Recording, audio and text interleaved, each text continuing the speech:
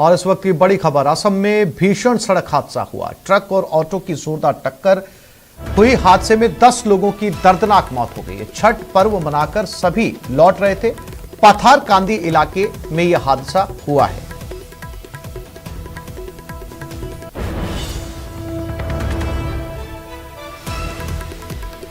ये असम की तस्वीरें हैं जहां पर 10 लोगों की दर्दनाक मौत हो गई। ऑटो और ट्रक की टक्कर में भीषण सड़क हादसा हुआ। लगातार दूसरा दिन जिसमें सड़क हादसे में कई लोगों की जान चली गई। पहले बाड़मेर और आज दूसरे दिन असम।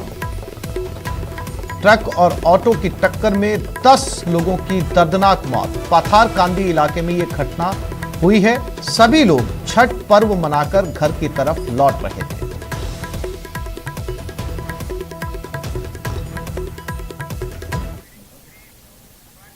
और करौली में भी रफ्तार का कहर देखने को मिला। नदी में बेकाबू कार गिर गई। हादसे में कार ड्राइवर की मौत हो गई। कुजिला के रहने वाले थे मृतक। पुलिस ने शव को मोर्चरी में रखवा दिया।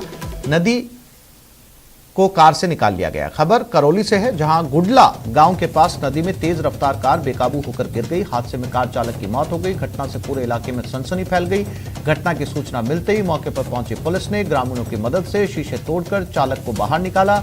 जानकारी के मुताबिक मृतक के पेशे से चिकित्सक बताया जा रहा है। करौली के गुनेसेरा में अपने रिश्तेदारों के यहां एक कार्यक्रम में शामिल होने के बाद लौटने के दौरान यह हादसा हो गया। फिलहाल पुलिस मामले की जांच में जुटी है। चारों पहिए ऊपर थे और छत के बल से गाड़ी पानी में पड़ी हुई तैर रही थी। मैं वहाँ जाब्ता लेकर पहुँचा और जनता के सहयोग से उस कार को सीधी करवाई और गेट खोलने की कोशिश की। गेट का शीशा तोड़ करके उसमें देखा, तलाश किया तो एक व्यक्ति की डेड बॉडी उसमें मिली, जिसको पब्लिक के जन सहयोग से बाहर निकलवाई है। जिसका नाम सुनने में आया क्या अशोक कुमार, कोई डॉक्टर है जो कूलेरा गाँव के। कोटपुतली के शाहपुरा इलाके में जयपुर दिल्ली हाईवे के पास 3 वाहन आपस में टकरा गए। हादसा इतना जोरदार था कि आगे चल रही एक कार बुरी तरीके से क्षतिग्रस्त हो गई, जबकि एक टेम्पो टक्कर के बाद पलट गया।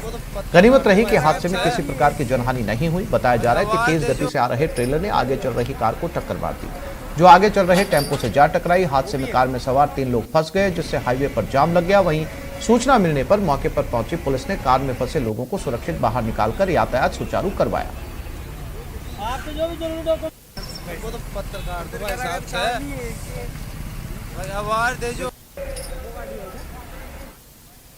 और दौसा में स्टूडेंट्स का हल्ला बोल। सीकर में शिक्षकों की कमी पर बवाल। नाराज लोगों ने स्कूल पर ताला जड़ा। स्कूल में मूलभूत सुविधाओं का भी अभाव है। स्कूल में व्यवस्था सुधारने की मांग की जा रही है। सीकरी में शिक्षकों की कमी पर यह बवाल मचा हुआ है। नाराज लोगों ने स्कूल पर ताला जड़ दिया है।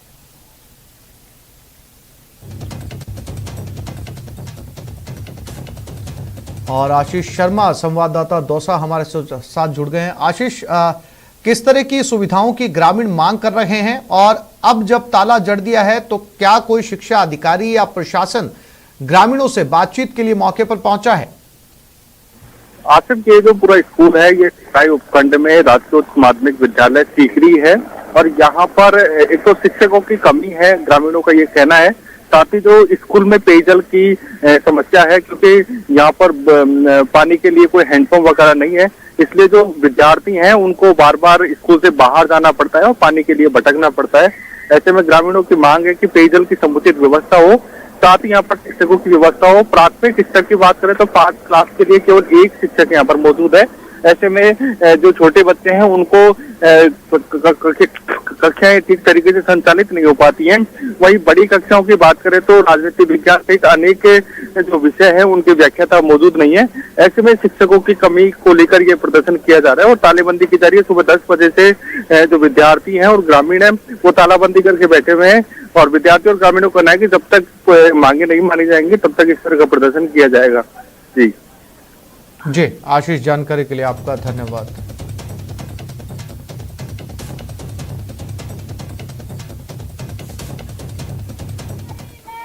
तो स्कूल में व्यवस्था सुधारने की मांग की जा रही है।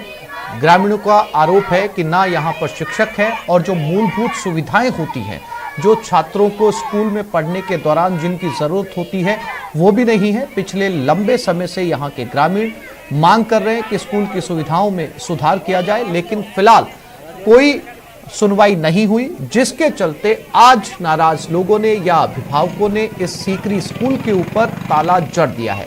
फिलहाल कोई इनसे बातचीत करने के लिए नहीं पहुंचा है, लेकिन उम्मीद जताई जा रही है कि जल्द ही कोई शिक्षा अधिकारी या प्रशासन की तरफ से कोई अधिकारी इनसे बात करने के लिए पहुंचेगा।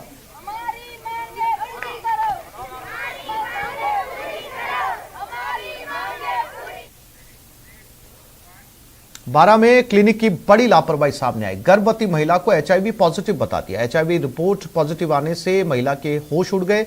महिला ने दोबारा जांच करवाई। एड्स कंट्रोल रूम की रिपोर्ट नेगेटिव आई है। महिला और परिवार ने राहत की सांस ली। पीड़ित परिवार ने क्लिनिक पर कार्रवाई की मांग की।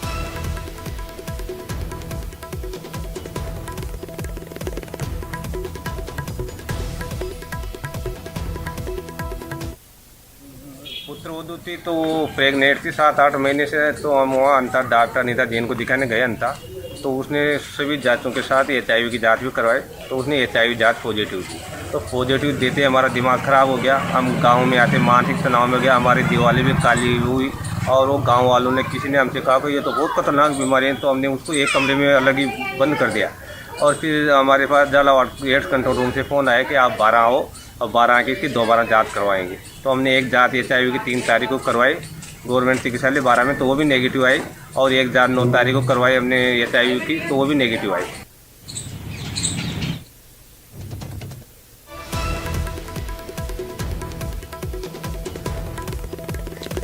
और 12 से विपिन हमारे साथ जुड़ गए, उनके साथ बात करते हैं।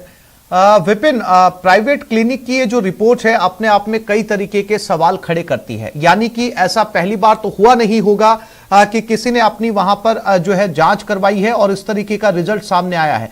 क्या इस पूरे मामले की जांच नहीं होनी चाहिए? इस क्लिनिक की जांच नहीं होनी चाहिए? इनकी मशीनों की जांच नहीं होनी चाहिए? कि अब तक ऐसे कितने मरीजों को इन्होंने गलत रिपोर्ट सौंपी है? विपिन, बिल्कुल जी, अपने आप में बहुत बड़ा सवाल खड़ी करती है, क्योंकि जो रिपोर्ट पॉजिटिव की है, आखिर इस तरह की रिपोर्ट पॉजिटिव, क्योंकि पूरा परिवार सदमे था। कल परिजनों से बात, जब वो परिजनों से मेरी बात हो रही थी, उस दौरान उनका ये कहना था कि वो इतने सदमे में थे कि पीड़िता जो है वो कुछ गलत कदम भी उठा सकती थी। इसका मतलब आप समझ सकते हैं कि किसी को जान की आफत को गलत रिपोर्ट पहुंचा रहा है। ऐसे में बड़ा सवाल या निशान है कि आखिर ये क्लिनिक क्या लाइसेंस लेकर भी खुले हुए हैं, नहीं है, इनकी मशीनरी किस तरह की है। और हालांकि पूरे मामले में जब ये जिला कलेक्टर से जब मुलाकात करी है परिजनों ने आज, उसके बाद जो है पूरा आश्वासन उनको मिला है कि इसकी जांच की जाएगी। लेकिन क्लिनिक की लापरवाही साफ तौर पर देखी जा सकती है, क्योंकि ठीक है विपिन, प्रशासन इसकी जांच करेगा। क्या क्लिनिक की सफाई आई है इस मामले को लेकर? किस तरह की मशीनें उन्होंने अपने यहां पर रखी हुई है? विपिन, दो बातें हो सकती है, या तो मशीन खराब है जिससे ये जो है वो जांच रिपोर्ट निकालते हैं, या फिर जानबूझकर किसी एजेंडे के तहत इस तरह की जांच जो है वो रिपोर्ट इस तरह की दी जाती है ताकि वो जो क्लिनिक है वो किसी डॉक्टर को सजेस्ट कर पाए कि वहां जाकर इलाज करवाइए। इसके पीछे किसी भी तरीके की धांधली की आशंका है? धांधली की आशंका तो नहीं कह सकते, लेकिन लापरवाही जरूर यहाँ नजर आ रही है, क्योंकि इन्होंने रिपोर्ट पॉजिटिव, जब उसकी मशीन में एचआईवी रिपोर्ट पॉजिटिव आ गई, उसके बाद उन्होंने उस मरीज को दोबारा बात करने तक जहमत नहीं की। डॉक्टरों ने उसको सीधे, जो डॉक्टर थी वहां, उसने सीधे रिपोर्ट पकड़ा दिया कि आपकी रिपोर्ट है, आप कहीं भी जाइए। लेकिन इन्होंने, क्लिनिक ने ये डाटा स्टेट कंट्रोल रूम को दिया, एड्स वालों को। एड्स स्टेट कंट्रोल रूम ने जब पीड़िता से संपर्क किया कि आपकी रिपोर्ट पॉजिटिव आई है, ये किस तरह है, फिर जब स्टेट कंट्रोल रूम के कहने पर दोबारा जांच हुई है, तब इस बात का खुलासा हुआ है कि क्लिनिक की लापरवाही के चलते परिवार का जो हालत हुई है, जो सदमे में परिवार पहुंचा है, वो लापरवाही उनकी क्लिनिक की सामने आई है। तो मामले में यही आशा है कि जो है प्रशासन जो है इस मामले को गंभीरता से लेगा, जिला चिकित्सा विभाग जो है वो गंभीरता से लेगा, और ऐसे जो फर्जी रिपोर्ट्स देने वाली क्लिनिक है, जो किसी मरीज की जान को आफत में डाल सकते हैं, उनके खिलाफ जरूर कठोर कार्रवाई करेगा, ये आशा की जा सकती है। हालांकि अभी तक सिर्फ कागजी दौड़ाए जा रहे हैं, धरातल पर कोई प्रशासन द्वारा कोई कार्रवाई नजर नहीं आई है। जी विपिन, जानकारी के लिए आपका धन्यवाद।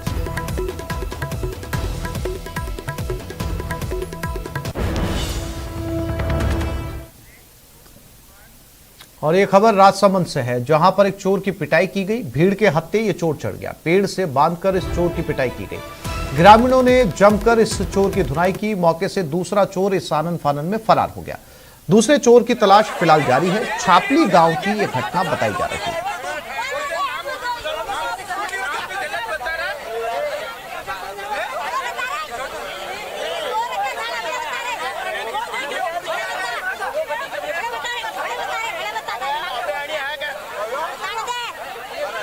और ये तस्वीरें जहां पर इस भीड़ ने इस चोर को पकड़ लिया।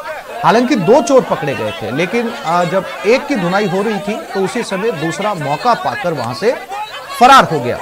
फिलहाल उसे भी ढूंढा जा रहा है, लेकिन ये भीड़ का इंसाफ है जहां पर चोर हत्थे चढ़ा और उसके बाद भीड़ में मौजूद कमोबेश लगभग सभी लोगों ने इस चोर के ऊपर अपना हाथ साफ किया।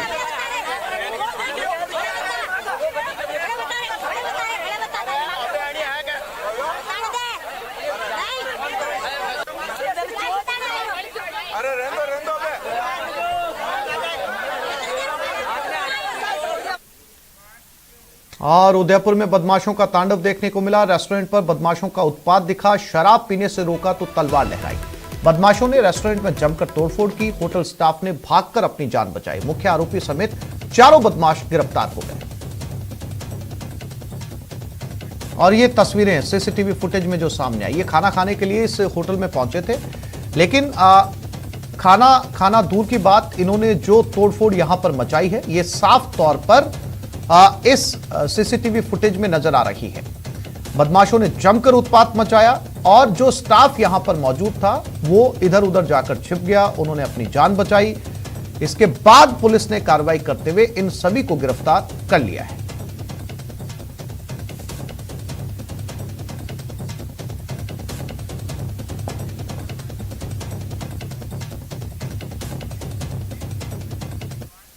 और ये खबर बाड़मेर से, जहां गांधीनगर इलाके में देर रात बाड़े में खड़े वाहनों को आग लगाने की घटना सामने आई। बदमाशों ने 1 एक्टिवा, 2 बाइक और 1 कार को आग लगा दी। घटना की सूचना मिलते ही मौके पर पहुंची पुलिस ने घटनास्थल का मुआयना कर आरोपियों की तलाश शुरू कर दी है। 1 महीने में लगातार दूसरी बार वाहनों को फूंकने की घटना से मोहल्ले वासियों में आक्रोश है।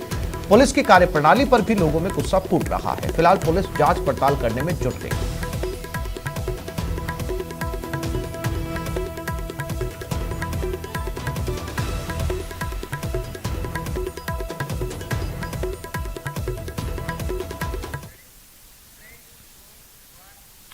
और कोटा में गायों के साथ क्रूरता देखी गई। गाय की पिटाई का वीडियो वायरल हुआ। निगम कर्मचारियों ने गायों पर डंडे बरसाए। वीडियो बनाने वाली महिला का आरोप है सोशल मीडिया पर वीडियो वायरल हुआ। न्यूज़ 18 इस वीडियो की पुष्टि नहीं करती।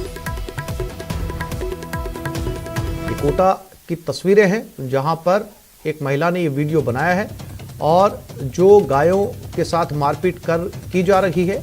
बताया जा रहा है वीडियो में कि निगम कर्मचारी इन गायों के साथ मारपीट कर रहे हैं।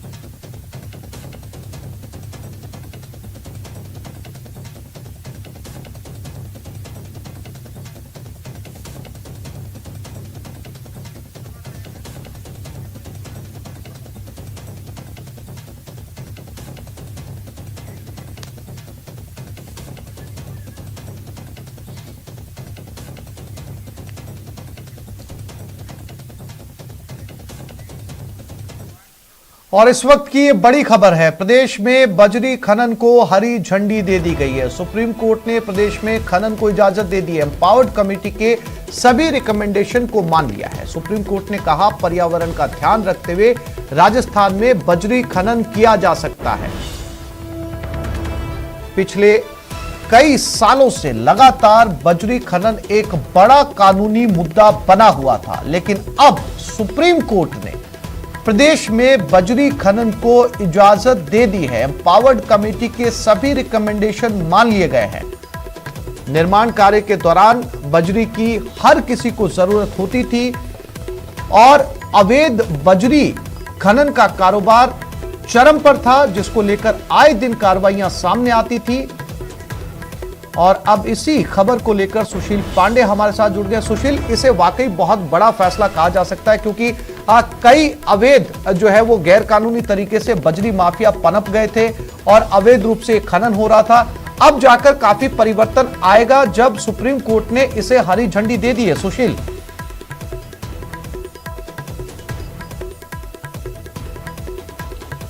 सुशील, मेरी आवाज मिल रही है आपको? के उन तमाम लोगों के लिए एक बड़ी राहत है, क्योंकि सुप्रीम कोर्ट ने लंबे समय से फिलहाल बजरी खनन पर सुप्रीम कोर्ट ने रोक लगा रखी थी, जिससे कहीं ना कहीं अवैध जो निर्माण राजस्थान में होने थे वो रुके हुए पड़े थे। बड़े प्रोजेक्ट जो है राजस्थान में वो नहीं हो पा रहे थे। हालांकि सुप्रीम कोर्ट ने ही एक सेंट्रल एम्पावर्ड कमेटी का गठन किया था और ये कहा था कि सेंट्रल एम्पावर्ड कमेटी ये देखेगी कि राजस्थान में बजरी का जो खनन किया जा रहा है, क्या उसके खनन से पर्यावरण को नुकसान पहुंच रहा है या नहीं। हालांकि सुप्रीम कोर्ट में कमेटी ने जो अपनी रिकमेंडेशन रखी है, उस रिकमेंडेशन को मानते हुए सुप्रीम कोर्ट ने एक बार फिर से राजस्थान में बजरी खनन की इजाजत दे दी है। हालांकि सुप्रीम कोर्ट ने कंडीशंस लगाया है। कंडीशन ये है कि राजस्थान में जब भी बजरी का खनन किया जाए तो पर्यावरण के जो मानक तय किए गए हैं कमेटी के मुताबिक, उन मानकों का ध्यान रखा जाए। जो नदियां हैं, नदियों से लगभग 10 से 50 मीटर की दूरी पर ही बजरी का खनन किया जाए। अवैध जो बजरी खनन माफिया हैं उन पर निगरानी रखने के लिए राजस्थान सरकार एक टीम बनाएगी जो ये तय करेगी कि राजस्थान में जो अवैध बजरी खनन किया जा रहा है वो कहीं ना कहीं एक्टिव ना होने पाए। हालांकि राजस्थान सरकार को सुप्रीम कोर्ट ने ये भी निर्देश दिया है। सुशील, तमाम जानकारी के लिए फिलहाल आपका धन्यवाद। और सीधा रुख करते हैं दिल्ली की तरफ, जहां सीएम गहलोत सोनिया गांधी से इस समय मिलने के लिए पहुंचे हैं।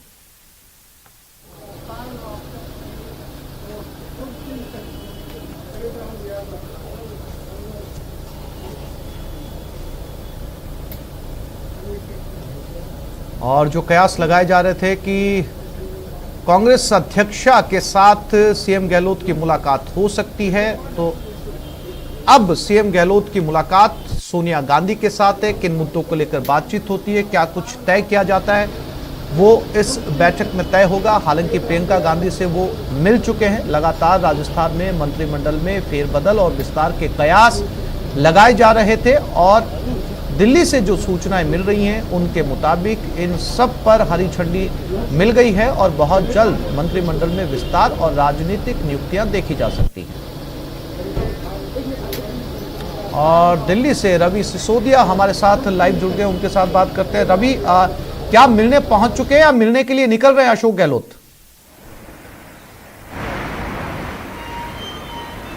देखिए, वो 10 जनपद पहुंच चुके हैं। ये हमारे पीछे देख सकते हैं 10 जनपद है। अभी कुछ देर पहले ही, अभी क्या 2 मिनट पहले का समय होगा जब अशोक गहलोत यहाँ पे पहुंचे हैं। और कल जिस देर शाम इनकी बैठक हुई थी, प्रियंका गांधी थे उस बैठक में, केसी वेणुगोपाल थे और अजय माकन थे।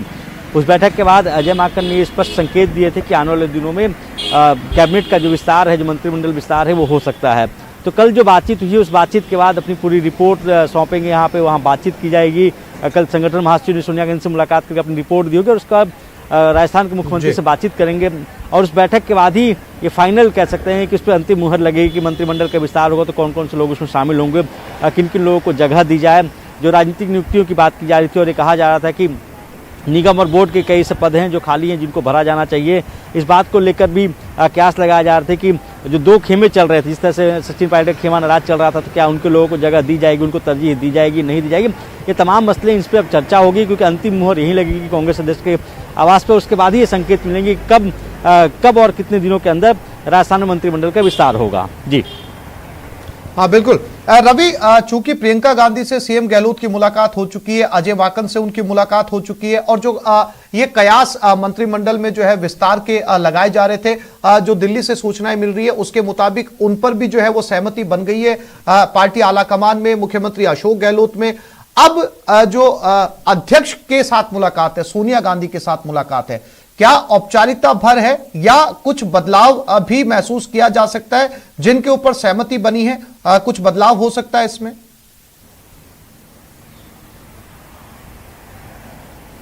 देखिए, जहाँ तक सोनिया गांधी से मुलाकात का सवाल है, चूंकि फाइनल कॉल इसको कह सकते हैं कि जब यह मुलाकात होगी तो सिर्फ एक औपचारिकता भर है और यहीं से कॉल जाएगा कि कब मंत्रिमंडल का विस्तार करना है। जहाँ तक प्रियंका गांधी का सवाल है, आपको याद होगा कि जब पिछले साल जब 2 बगावती शुरू उठे थे और सचिन पायलट का खेमा अलग हो गया था और अपने साथ कई विधायकों को साथ लेकर गए, तो उसके बाद जो सुलह की जो बातचीत की जा रही थी, जो फॉर्मूला तैयार किया था, उसके 3 लोगों की कमेटी बनाई गई थी। जिस कमेटी में प्रियंका गांधी भी थी, अहमद पटेल भी थे और केसी वेणुगोपाल भी थे।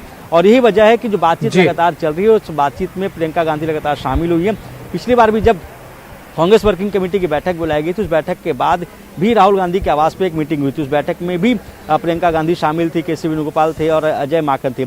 उसके बाद भी एक कयास लगाया जा रहा था कि आने वाले दिनों में जो कैबिनेट का विस्तार है वो हो सकता है, क्योंकि उस समय उपचुनाव होने वाले थे। उपचुनाव के नतीजों का इंतजार किया जा रहा था और जिस तरह से उपचुनाव के नतीजे आए हैं, इस बात से इनकार नहीं किया सकता है कि चाहे वो मंत्रिमंडल का विस्तार हो, चाहे वो राजनीतिक नियुक्तियां हों, उन दोनों में चलेगी सिर्फ राजस्थान के मुख्यमंत्री की ही। जी हाँ बिल्कुल रवि, चूंकि जो पिछले नतीजे सामने आए हैं उनके मुताबिक फ्री हैंड जो है वो सीएम गहलोत को मिलना तय माना जा रहा है, लेकिन जैसा कि आपने कहा कि ये फाइनल कॉल होगी, यानी कि फाइनल कॉल के अंदर लगभग जो तय हो चुका है। अजय माकन ने भी ऐसे संकेत दिए हैं कि बदलाव जो है वो अब जल्द होगा। और इसके साथ ही साथ जो है रवि, एक बहुत महत्वपूर्ण बात यह भी है कि इस बार कांग्रेस और जिनके हाथ में कांग्रेस, राजस्थान कांग्रेस की कमान है, वो सब ये भी संकेत दे रहे हैं कि इस बार इन फेरबदल की ही जो है वो बात पार्टी आलाकमान के साथ नहीं होगी, बल्कि 2023 में जो विधानसभा चुनाव आने वाले हैं उसमें ये कांग्रेस जो है वो परिपाटी तोड़ने जा रही है कि एक बार कांग्रेस जीतेगी, एक बार बीजेपी जीतेगी। इस बार सभी का यह दावा है कि 2023 की तैयारियां भी उन्होंने अभी से शुरू कर दी है और इसको लेकर भी जो है वो दिल्ली के अंदर मंथन किया जा रहा है। बिल्कुल, देखिए, और इस तरह के संकेत भी दिए थे कि जब राजस्थान के प्रभारी अजय माकन बैठक के बाद निकले थे तो उन्होंने कहा था कि जो भी एक्सरसाइज हुई है, जो भी बातचीत हुई है, जो भी रणनीति बनाई जा रही है वो 2023 को देखते हुए बनाई जा रही है। उसी के तहत ही चाहे वो मंत्रिमंडल का विस्तार हो, चाहे राजनीतिक नियुक्तियां हो, वो की जाएगी।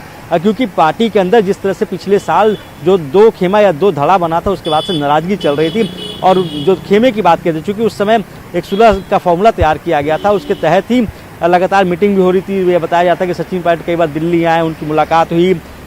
उस बीच में ये भी कहा जा रहा था कि मंत्रिमंडल का विस्तार हो सकता है, लेकिन विस्तार लगातार टलता रहा था। उपचुनाव का इंतजार किया गया। उपचुनाव के नतीजों के बाद जिस तरह से वहाँ बेहतर प्रदर्शन कांग्रेस का हुआ, तो उसके बाद से माना जा रहा था कि फ्री हैंड जरूर दिया जाएगा। लेकिन कांग्रेस ये चाह रही है कि दोनों खेमों को एक किया जाए, तैयारी 2023 की जाए।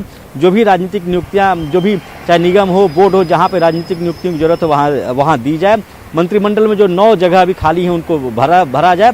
लेकिन एक सवाल और है जिसको लेकर कल वो चुप्पी साध गए थे कि आखिर जो पार्टी कहती है कि एक व्यक्ति एक पद, उस सिद्धांत पे क्या रहेगा। क्योंकि अभी अगर आप देखें तो राजस्थान से 2 ऐसे नेता हैं जिनको प्रभारी बनाया गया है, रघु शर्मा है और साथ ही साथ हरीश चौधरी हैं, और उन दोनों के पास मंत्रालय भी है। तो क्या वो मंत्रालय भी रखेंगे अपने साथ, संगठन का काम भी देखेंगे, और वहाँ के जो प्रदेश अध्यक्ष हैं डोटासरा, उनके पास भी मंत्रालय भी है और वो संगठन और वहाँ के प्रदेश अध्यक्ष भी हैं। तो ऐसे में इसमें भी फैसला लेना है कि क्या एक व्यक्ति एक पद के सिद्धांत को वहाँ लागू किया जाएगा या फिर वो कंटिन्यू करेंगे। जी।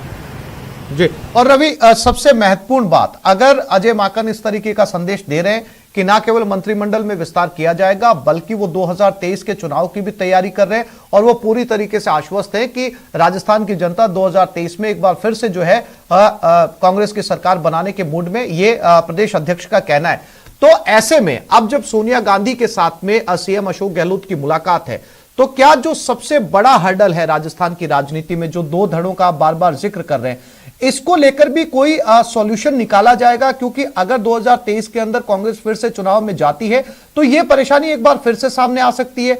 इसका कोई परमानेंट सॉल्यूशन आज निकलेगा फाइनल कॉल में?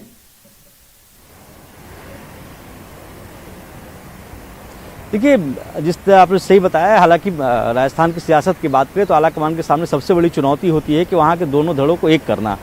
दोनों जिस तरह से, चाहे सचिन पायलट की बात करें या फिर मुख्यमंत्री खेमा की बात करें, तो दोनों खेमे एक दूसरे को दबाव बनाने की कोशिश आलाकमान पर करते रहे हैं।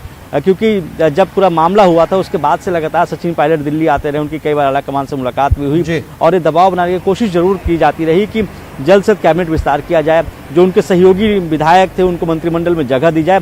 लेकिन लगातार ये मामला टलता रहा, यहाँ तक कि जब अजय माकन प्रभारी बनाए गए तो उसके बाद भी कई बार उन्होंने कहा था कि बहुत जल्द कैबिनेट का विस्तार होगा, लेकिन वो विस्तार होता नहीं दिखा। तो इस बात का इनकार, इस बात को लेकर इंतजार जरूर किया जाता है। लेकिन आलाकमान के सामने सबसे बड़ी चुनौती है कि अगर 2023 में अगर उन्हें चुनाव लड़ना है तो ऐसे में सबको एकजुट करना होगा, चाहे वो संगठन की बात करे, सरकार की बात करे, सबको एक साथ लेकर चलना सबसे बड़ी चुनौती होगी। और इसी के तहत ये एक्सरसाइज की गई। कल की बैठक में एक फॉर्मूला तैयार किया जा रहा था कि कैसे सभी लोगों को एडजस्ट किया जाए ताकि किसी भी तरह से कोई गुंजाइश ना रहे कि कोई नाराजगी ना हो। क्योंकि दोनों खेमे की अगर बात करें तो बताया जा रहा है कि सचिन पायलट का जो खेमा था, उनके खेमे से करीब 3 ऐसे विधायक होंगे जिनको मंत्रिमंडल में शामिल किया जा सकता है। हालांकि ये कहा जा रहा है कि ये एकाधिकार होता है मुख्यमंत्री का कि वो अपने मंत्रिमंडल में किसको शामिल करे या न करे। तो ये दोनों चीजें चल रही है और कांग्रेस सामने सबसे बड़ी चुनौती होगी कि 2023 से पहले जो भी प्रदेश के अंदर जो खींचतान चल रही है उसको सही कर पाए वो। जी बिल्कुल रवि, अगर 2023 में कांग्रेस अगर इस तरीके से मैदान में उतरने की तैयारी कर रही है कि उन्हें वो 2023 का चुनाव भी जीतना है, तो उन्हें ये आपसी जो मनमुटाव है ये खत्म करना एक बड़ी चुनौती होगी। और क्या इसकी बानगी मंत्रिमंडल के विस्तार में देखी जा सकती है? वो नाराजगी खत्म करने का इस मंत्रिमंडल के फेरबदल में जो बदलाव होगा उसके अंदर नजर आ सकता है, वो संकेत दिए जा सकते हैं। अगर दूसरे धड़े के लोगों को मंत्रिमंडल में ज्यादा जगह दी जाती है तो कहीं ना कहीं ये शुरुआत होगी 2023 में के दौरान वो नाराजगी नजर ना आए, उसे इसी टर्म में खत्म कर दिया जाए। रवि,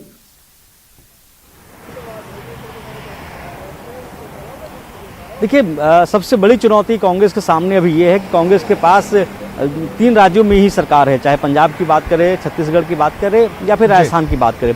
पंजाब के हालात को लेकर कांग्रेस ने जो फैसला लिया, ऐसे में ये माना जा रहा है कि राजस्थान को लेकर कांग्रेस कोई बड़ा फैसला नहीं लेती हुई दिखेगी, क्योंकि वहाँ अभी चुनाव में समय है। और ऐसे में ये जरूर कह सकते हैं कि जो नाराज खेमा है, जो असंतुष्ट खेमा है, उनको खुश करने के लिए या उनकी बात मानने के लिए उनकी बातें रखी जा सकती है। लेकिन कोई बड़ा फैसला जिस तरह से पंजाब में लिया गया था कि वहाँ के मुख्यमंत्री को हटाया गया था, वहाँ प्रदेश अध्यक्ष को बदला गया था, उस तरह का कोई बड़ा फैसला यहाँ नहीं होगा। हाँ, ये जरूर कह सकते हैं कि जो इनके लोग हैं, जो खेमे के लोग हैं, उनको शामिल कराने की बात जरूर की जाएगी। जहाँ तक राजनीतिक नियुक्ति की बात की जा रही है, क्योंकि इससे पहले लगातार ये मांग उठती रही है कि जिन कार्यकर्ताओं ने वहाँ पे चुनाव से पहले मेहनत की थी उन कार्यकर्ताओं को संगठन में जगह दी जाए। इस तरह की बातें सचिन पायलट ने भी कही थी।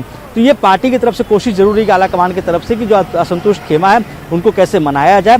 कोई बड़ा फैसला होता दिखेगा इसकी उम्मीद बहुत कम है। जहाँ तक एक व्यक्ति एक सिद्धांत की बात की जाती रही है पार्टी के अंदर हमेशा से कि जिनके पास संगठन का काम दिया गया उनको सरकार में ना शामिल किया जाए, उसको लेकर भी अंतिम फैसला ले जाए। क्योंकि रघु शर्मा जो कि स्वास्थ्य मंत्री, उनके पास एक बड़ी जिम्मेवारी है। वो राजस्थान जैसे बड़े सूबे, क्षमा कीजिएगा, गुजरात जैसे बड़े सूबे के इंचार्ज हैं। वहीं रघु शर्मा के वहीं अगर आप देखें तो हरीश चौधरी को पंजाब का प्रभार है और दोनों राज्यों में चुनाव भी होने वाले हैं 2022 में। तो ऐसे में पार्टी को ये तय करना है कि क्या दोनों को संगठन में फ्री हैंड दिया जाए या फिर उनको सरकार में बनाकर रखा जाए। तो इस तमाम मसलों की चर्चा हुई और यही वजह है कि अभी जो फाइनल कॉल, जो बैठक चल रही है कांग्रेस से सोनिया गांधी से, उस बैठक में इस फॉर्मूले पे सहमति बनेगी और वो तय किया जाए कि आखिर क्या फॉर्मूला होना चाहिए, क्या उनको मंत्रिमंडल में शामिल करें, कितने लोगों को शामिल करना है, राजनीतिक नियुक्तियां अगर होती है तो उसमें कैसे किन लोगों को शामिल किया जाए, क्या क्राइटेरिया होगा। जी रवि, नजर बनाए रखिएगा आप, क्या कुछ इस मुलाकात में निकलकर सामने आता है, क्या जानकारी निकलकर आती है, हम समय समय पर आपसे अपडेट लेते रहेंगे। फिलहाल तमाम जानकारी के लिए रवि आपका शुक्रिया। तो इस बुलेटिन में फिलहाल इतना ही, नमस्कार।